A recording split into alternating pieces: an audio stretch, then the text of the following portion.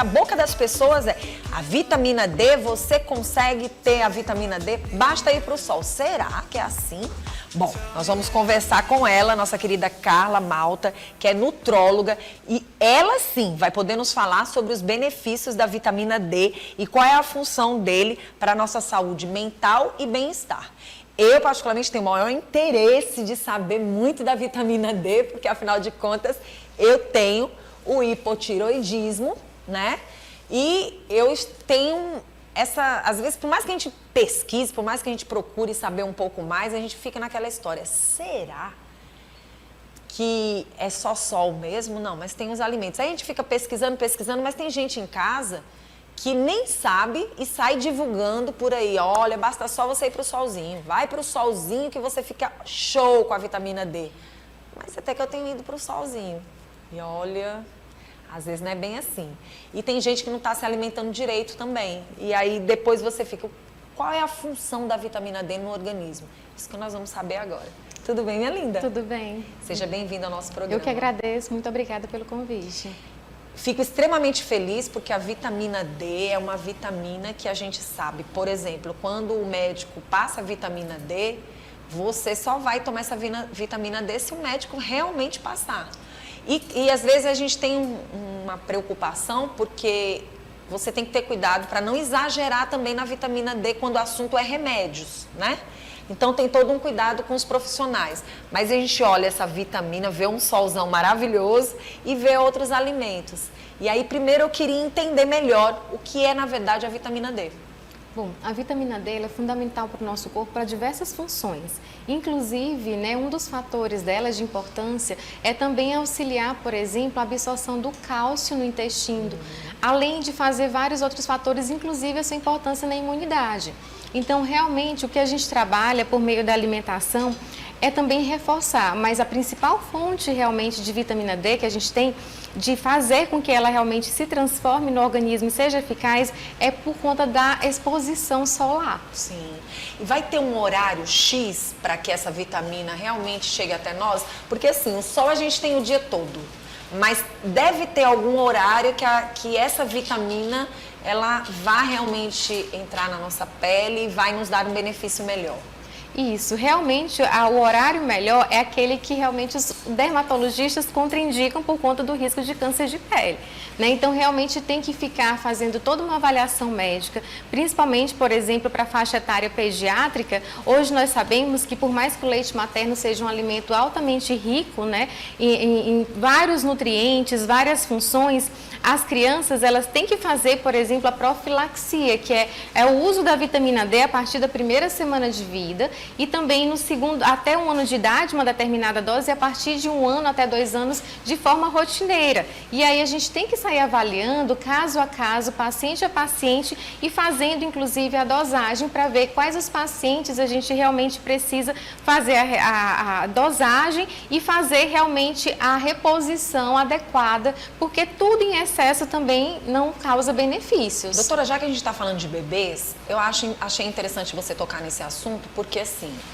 eu me lembro bastante, tanto minha mãe como também os médicos, olha, dá uma passeadinha com o bebê lá no solzinho, vai tomar um banhozinho de sol.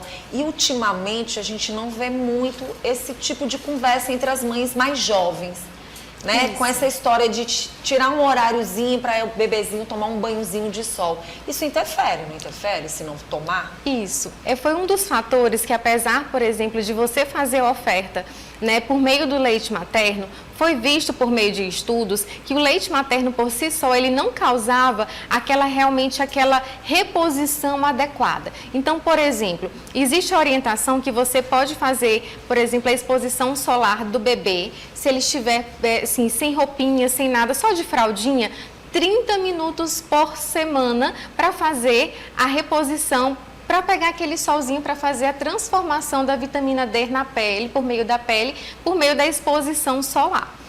E se esse bebê, por exemplo, em um local mais frio, que não é o nosso caso, né?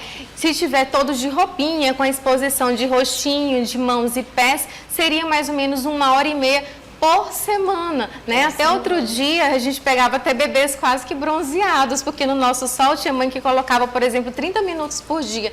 E não há essa necessidade dessa forma. Até um passeio, né? Um pequeno passeio Exatamente, já faz a né? diferença, Então, se você né? for pensar por dia, uns 5, 6 minutinhos. Então, assim, essa recomendação pode ser feita? Pode sim. Mas não exclui que você tenha que fazer, por exemplo, a reposição da vitamina D por via oral, por meio dos suplementos prescritos pelo pediatra.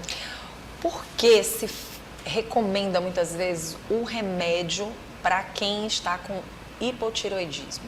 Por que a questão da vitamina D na saúde, principalmente das mulheres que já estão com mais idade, acontece? Quando a gente vai olhar, o paciente realmente ele tem que ser visto de forma isolada. No caso do hipotireoidismo, ele vai ter que fazer a reposição hormonal de maneira adequada, por exemplo, com um endocrinologista, né, para fazer esse tratamento. O que acontece com a saúde da mulher? Quando a gente fala de vitamina D, ela também auxilia, por exemplo, na absorção do cálcio no intestino. Quando a gente fala de saúde da mulher, a gente tem que lembrar também da reposição do cálcio.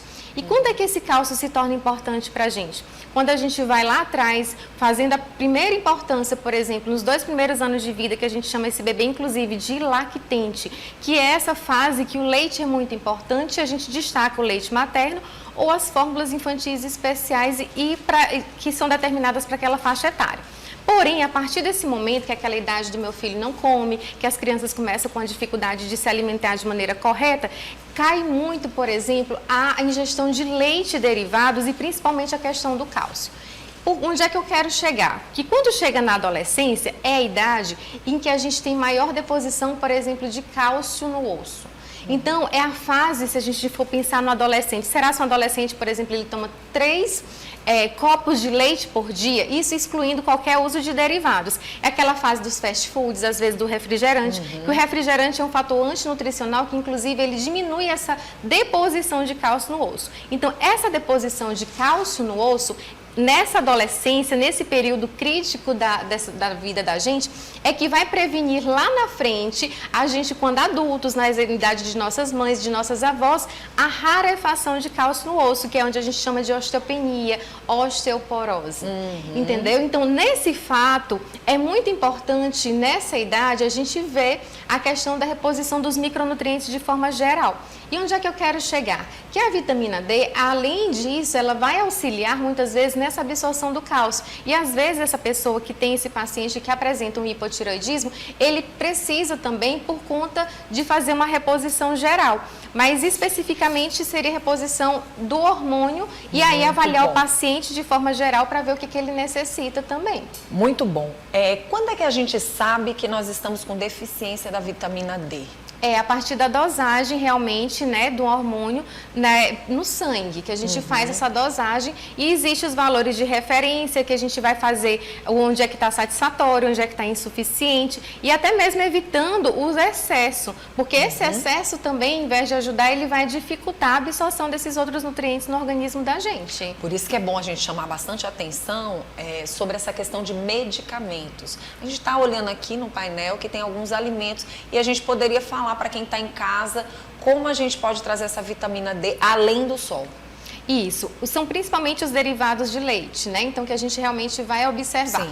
Mas alguns alimentos realmente podem prover essa questão da vitamina D. Só que a absorção por via alimentar, quando a gente vai ver no organismo, essa transformação é muito pequena quando a gente vai realmente equivaler à questão da energia solar, que vai fazer essa transformação na pele. Então, por via da alimentação, a gente realmente pode ingerir, porém a gente não consegue suprir tudo que necessita como necessidade diária mesmo. A gente fala de vitaminas, do quanto elas são importantes para o nosso organismo, mas depende de pessoa para pessoa. Por exemplo, quando a pessoa tem uma contraindicação para não usar a vitamina D, isso pode acontecer? Pode acontecer, como por exemplo, às vezes a gente pode ver, por exemplo, na época do Covid, em que vários estudos falaram, pessoas colocaram alguns protocolos que realmente tinha que fazer reposição em dose alta de vitamina D. E a gente já teve pacientes, por exemplo, que realmente, relato dos pais, né, que realmente fizeram internações por megadoses, doses não recomendadas de forma adequada. Então, esse excesso também tem suas consequências. A pessoa pode ter realmente malefícios em relação a isso. Então, a pessoa que realmente tem um excesso de vitamina D sanguíneo, ela não tem indicação para fazer a reposição, porque ela já tem insuficiência. E realmente, se existir uma dose muito alta, a gente tem que pausar realmente durante um certo tempo e avaliando esse paciente para ver realmente e deixar em níveis normais no organismo. Doutora, existem pessoas que às vezes dizem assim, nossa, eu percebi, não sei se isso é mito ou se é verdade, eu percebi que a cor das fezes tem influência na questão da falta de vitamina ou excesso de vitamina D. Isso é verdade ou não? Isso é mito? Não, isso é mito. Não tem como a gente avaliar realmente as fezes. As fezes a gente avalia alguns aspectos realmente que possam direcionar a gente a algum grau de inflamação ou de má absorção, como por exemplo, a gente chama de muco, catarro nas fezes, que não é para existir, né? Alguma coloração diferente em relação às fezes mais esbranquiçadas mesmo, ou então colorações avermelhadas, como por exemplo em crianças pequenas, que pode vir sangue nas fezes. Então, são essas formas, mas olhar o formato para falar de vitaminas, a gente não tem como fazer isso. A questão de se avaliar os níveis, né, dessa vitamina D, como é que a gente consegue? No caso, somente através dos exames? A vitamina D realmente é por meio do exame de sangue que a gente faz a dosagem da 25-hidroxivitamina D, que é uma forma específica que vai realmente correlacionar com os níveis clínicos que o paciente está apresentando. Então, a gente faz essa dosagem e os valores vão dizer para a gente até que ponto que a gente vai deixando essa vitamina D do paciente, avaliando ele como um todo. Daí, então, é que vai se analisar a questão da reposição dessa vitamina D, né? Exatamente. Inclusive, tem gente que pensa que vitamina D, tomar uma vitamina D é como se tomaria uma vitamina C. Nenhuma das vitaminas, elas na verdade deveriam ser tomadas da forma como as pessoas acham que podem. Ainda bem que a vitamina D não se toma assim de qualquer jeito, porque senão a gente teria várias pessoas com problemas de saúde, porque é impressionante o desejo por vitaminas que o ser humano tem, né? Você citou, por exemplo, a questão da vitamina C. A vitamina C é uma das vitaminas mais prescritas que a gente vê e, assim, às vezes mesmo a mãe vai lá no balcão da farmácia e pega, mesmo não prescrito por um pediatra, por exemplo. E é tão fácil da gente adquirir a vitamina C, por exemplo, para um bebê. Vou dar um exemplo. Então, assim, a vitamina C, ela não é aquela dosagem que está prescrita na bula do remédio, como, por exemplo, uma gota por quilo. Não tem necessidade disso de forma alguma. Se você, aquela criança, for um bebezinho pequeno que está, por exemplo, naquela fase de introdução da alimentação complementar, ele precisa, por exemplo, Vanusa, só de uns gominhos de laranja que nos chega uma laranja inteira para poder suprir a necessidade diária de vitamina C. Então, não tem essa necessidade de fazer suplementações, porque, por exemplo, a vitamina C é uma vitamina hidrossolúvel. O que quer dizer isso? Que o excesso vai sair no xixi. Mas, por exemplo, com o passar do tempo, tomando altas doses, ela pode um dia se acumular e lá, por exemplo, nos rins e causar cálculo renal. Então, o excesso também traz malefícios para o organismo. Por isso que realmente deve ser feita uma avaliação médica adequada e durante a avaliação nutrológica, a anamnese nutricional que a gente faz no consultório, a gente consegue ver, né, por meio dos alimentos que a criança ingere, né, direitinho, o que realmente está faltando e o que não está, porque nem todas as vitaminas a gente sai dosando. Muitos minerais também a gente consegue realmente na conversa entender o que pode estar faltando ou não e correlacionando com sintomas e sinais que a criança traz na consulta. Doutora, a gente fala muito de vitamina D, a gente fala de ossos, né? Mas assim, quais são os sintomas que a gente pode sentir?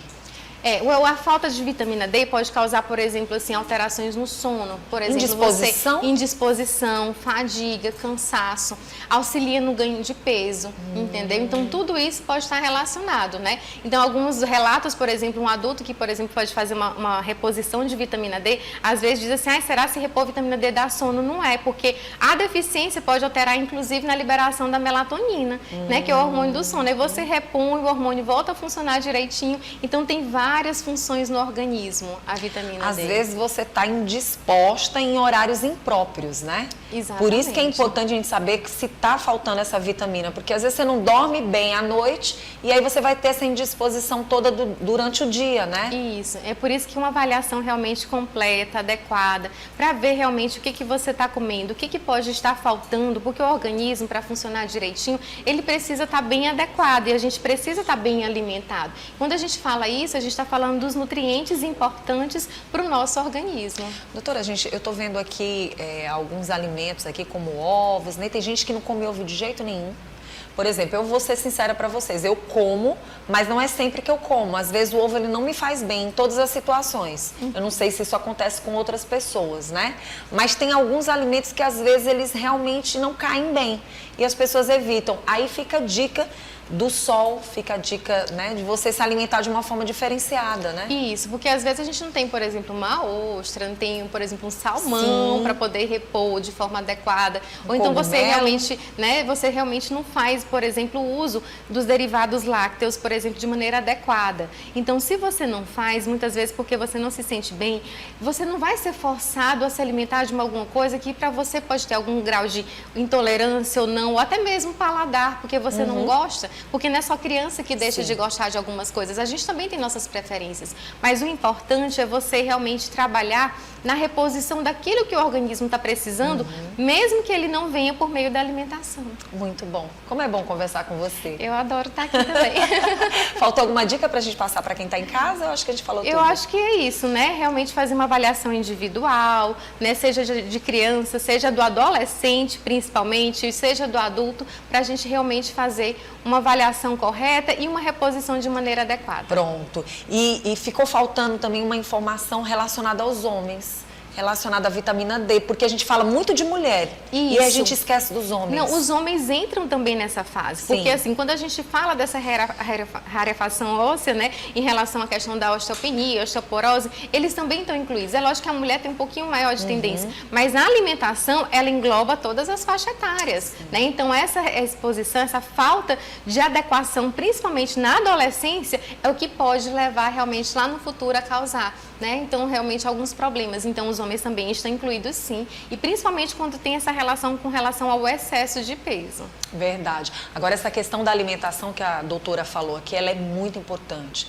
Tem gente que diz, não, eu não gosto muito de comer. Não, eu passo o dia inteiro, nem lembro que preciso comer. Isso é um erro gravíssimo, porque quando você chega na terceira idade, é que você vai sentir todos os sintomas que você não deveria sentir. Às vezes, qualquer coisinha, você pode ter uma fratura, e aí, de repente, seus ossos são frágeis, e você vai sentir lá na terceira idade algo que não dá mais para voltar.